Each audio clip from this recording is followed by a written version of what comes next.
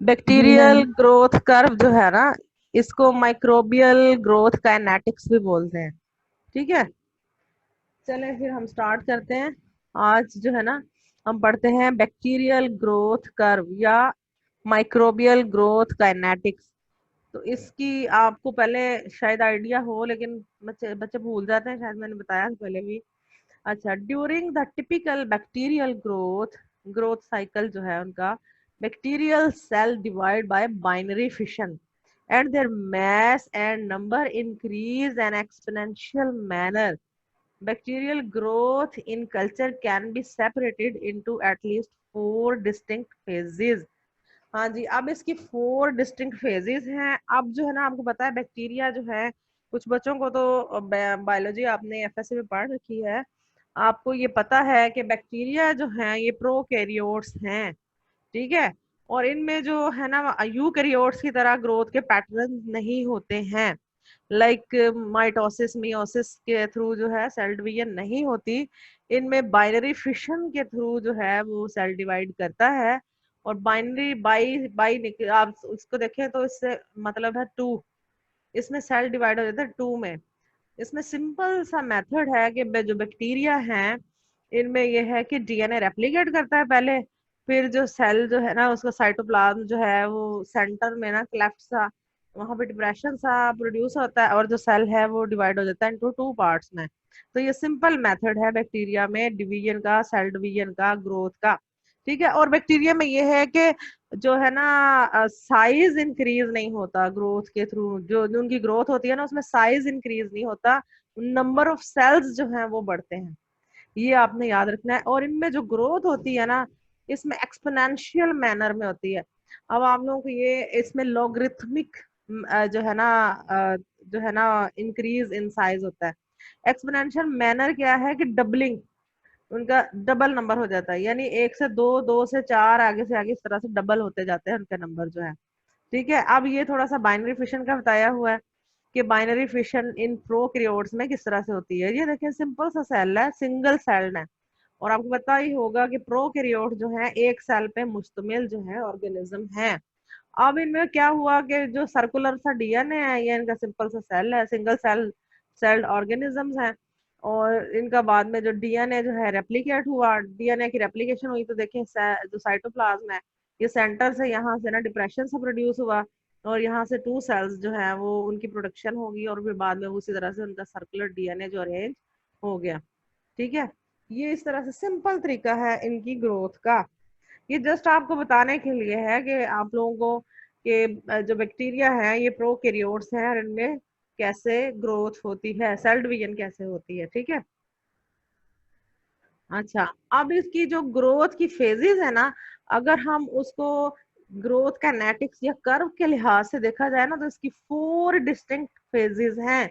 अब वो 4 distinct phases कौन सी हैं? पहली जो है लैग फेज है, दूसरी लॉग यानी लॉगरिथमिक एक्सपोनेंशियल इंक्रीज जिसमें नंबर होता है वो फेज है, जो थर्ड वन है वो स्टेशनरी फेज है, और जो फोर्थ वन है वो जो डेक्लाइन और डेथ फेज है।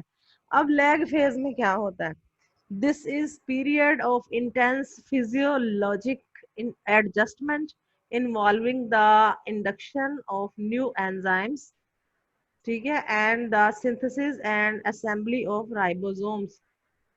ठीक है, in lag phase and during this phase, in lag phase, अच्छा, ये जो फॉलोइंग थिंग्स जो है ना इस फेज में होती हैं। इसमें क्या होता है कि इसमें क्या होता है कि फिजियोलॉजिकल एडजस्टमेंट। अब सेल के पास ना, आप फॉर एग्जांपल आपने कल्चर लगाया कोई भी माइक्रोबियल बैक्टीरियल ग्रोथ के लिए, अब उसमें आपने न्यूट्रिएंट मीडियम दिया है। अब उसमें क्या होता है कि उसमें फौरन से सेल डिवीजन स्टार्ट हो जाती है। पहले जो है ना लैग फेज में क्या होता है कि आपके पास बैक्टीरिया या सेल्स के पास, बैक्टीरियल सेल के पास क्या है कि न्यूट्रिएंट्स जो है वाफर मिकदार में है।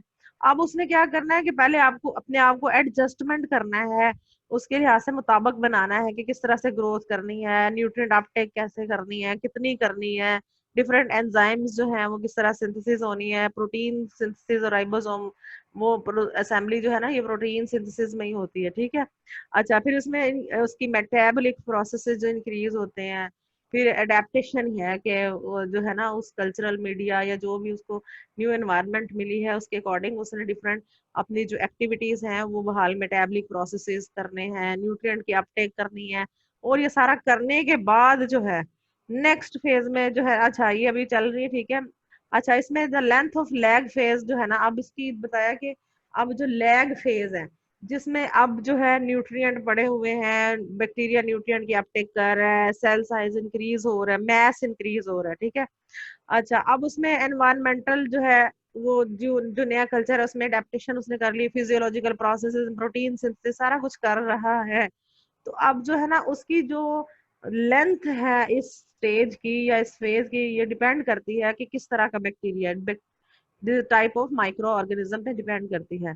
अच्छा अब better the medium shorter the lag phase, अब जितना अच्छा आप न्यूट्रिएंट मीडियम देंगे या न्यूट्रिएंट रिच मीडियम देंगे, हाँ सफिशिएंट क्वांटिटी में जो उसकी बैक्टीरिया की डिमांड के लिए सफिशिएंट होगा तो उतना ही उसका कम लैग फेज होगी, ठीक है। फिर the phase of culture from which inoculation in taken, ठीक है कि इज टेकन है, तो यहाँ पे ना ये इन टेकन नहीं।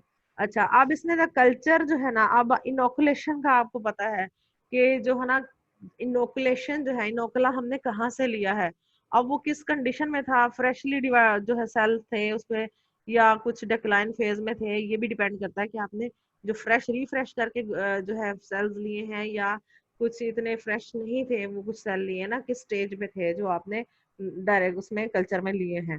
अच्छा फिर साइज एंड वॉल्यूम जो है ना, अब इनोकुला जो है आपने इनोकुलेशन जो की है वो कितनी की है, ज्यादा किया है इनोकुलम ऐड किया ये कम किया है। फिर उसमें एनवायरमेंटल फैक्टर्स जो हैं इस पे डिपेंड करता है, लाइक टेम्परेचर है, पीएच है, ऑस्मोटिक प्रेशर है एंड ऑक्सीजन रिक्वायरमेंट है।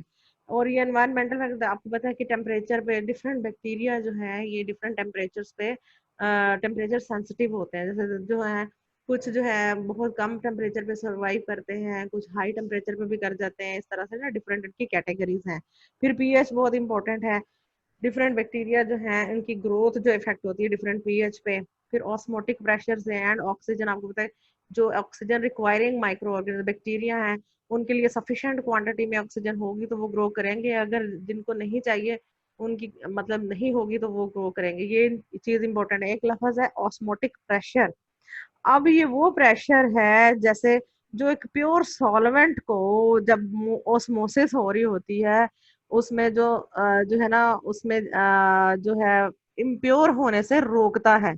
तो अगर ये ना रोके ऑस्मोटिक प्रेशर तो क्या होगा कि बैक्टीरिया के सेल में बहुत ज्यादा पानी आ जाएगा, तो वो क्या होगा सेल बस्ट होने के चांसेस होते हैं। ये चीजें जो है इस पे डिपेंड करती है जो जो है ना एनवायरमेंटल फैक्टर्स जो है। अच्छा अब लॉगरिथमिक एक्सपोनेंशियल फेज जिसमें मैक्सिमम ग्रोथ होती है, ठीक है, डबलिंग जो टाइम हो उनकी जो है ना क्या लेंगे डबलिंग हो जाती है ग्रोथ की ना, जैसे एक सेल से दो बन जाते, दो से चार, इस तरह से इंक्रीज होता है इनका नंबर। इन लॉगरिथमिक फेज में क्या होता है, अब जो उसने सफिशिएंट पहली फेज देखें कि लैग फेज थी जिसमें सफिशिएंट क्वांटिटी में न्यूट्रिएंट्स थे और डिफरेंट मेटाबॉलिक प्रोसेसेस जो है ना जो है बैक्टीरिया ने मतलब अपने परफॉर्म जो करने थे कर लिए, जो अपने आप को तैयार कर लिया सेल डिवीजन के लिए, ठीक है, डिफरेंट प्रोटीन सिंथेसिस वगैरह कर ली, ठीक है।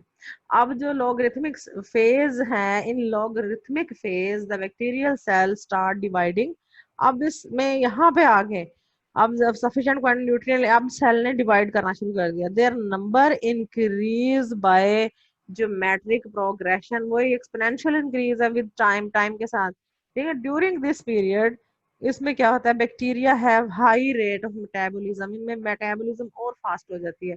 और जो है ना जो बैक्टीरिया अगर कोई एंटीबायोटिक्स वगैरह जो पार्टिकुलर जो है ना आपको पता है डिफरेंट टाइप्स की एंटीबायोटिक में डिफरेंट बैक्टीरिया जो है सेंसिटिव होते हैं, उससे ज्यादा हो जाती है। Rate of penetration of the medium depends on the concentration of material in the media, अब जितनी कंजप्शन होगी आप डिपेंड करेगा कि उसमें कितनी आपकी न्यूट्रिएंट्स जो है एडिड है।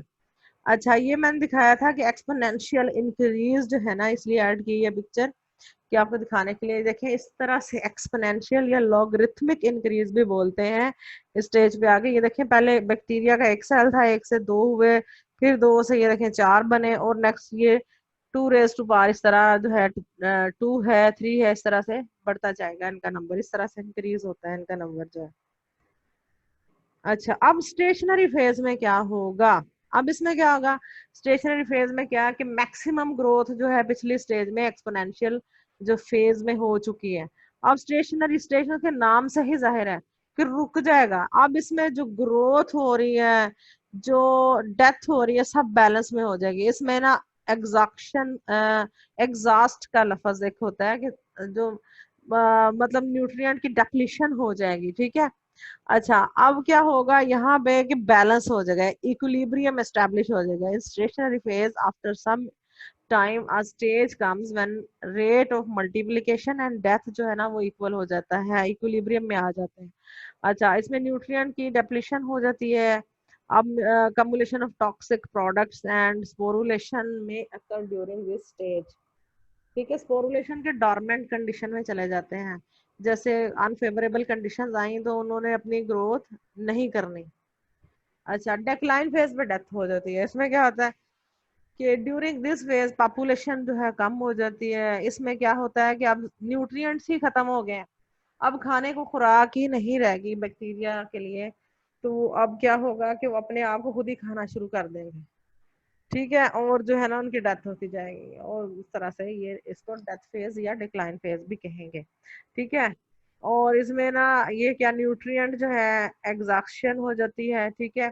टॉक्सिक कमुलेशन हो जाते हैं। ऑटोलाइसिस बाय एंजाइम जो है, ऑटोलाइसिस का मतलब, ऑटो का मतलब ये होता है सेल्फ, लाइसिस तोड़ फोड़ के खुद ही को खा पी जाना ना, डिफरेंट एंजाइमेटिक एक्टिविटी के थ्रू जो है ना, इसमें ये होता है। अब इसका कर्व अगर देखा जाए तो ये देखें, जो हमने सारी फेजेस पढ़ी हैं पहले, ये बिल्कुल उसके अकॉर्डिंग है। ये देखें लैग फेज है ये जो है वाई एक्सिस पे जो है नंबर ऑफ सेल्स को शो कर रहा है, और जो जो है एक्स एक्सिस पे है टाइम, ठीक है। अब देखें लैग फेज में है या मैक्सिमम न्यूट्रिएंट अपटेक है, डिफरेंट मेटाबॉलिक प्रोसेसेस, प्रोटीन के सिंथेसिस वगैरह कर ली, न्यूट्रिएंट अपटेक कर ली। उसके बाद जो है जो सेल्स ने जो है ना बैक्टीरियल सेल्स जो है इन्होंने अपनी सेल डिवीजन एक्सपोनेंशियल फेज में चले जाना, लॉगरिथमिक फेज में ये जो है ना इनका डबलिंग नंबर होना शुरू हो जाता है, एक्सपोनेंशियल इंक्रीज इन साइज। फिर स्टेशनरी फेज में ये देखें कि जो डेथ है और जो सेल डिवीजन है वो बराबर हो जाती है, इक्विलिब्रियम में आ जाते हैं ये। उसके बाद डिस्ट्रक्शन फेज में चले जाते हैं, जब न्यूट्रिएंट की डेप्लीशन होगी और जो सेल डाई होना शुरू होंगे, ये इस तरह से। जी बच्चों, समझ आइए, आज बहुत इजी था। मेरा नहीं ख्याल कि अब इसमें आपको कोई डिफिकल्टी फील हुई होगी। जी, माइक्रोबियल ग्रोथ काइनेटिक्स जो है, अब आपको अगर कहीं कोई स्टेज या कोई फेज पूछ ली जाए एग्जामिनेशन पॉइंट ऑफ व्यू से भी कि ड्यूरिंग जो है लैग फेज में क्या होता है, लॉग फेज में क्या होता है, या जो है ना ये तो स्टेशनरी फेज में क्या होता है, तो ये आपको मेरा ख्याल है कि आप समझ अच्छे तरीके से आ गई होगी, अब पढ़ने की जरूरत नहीं रही होगी। जी।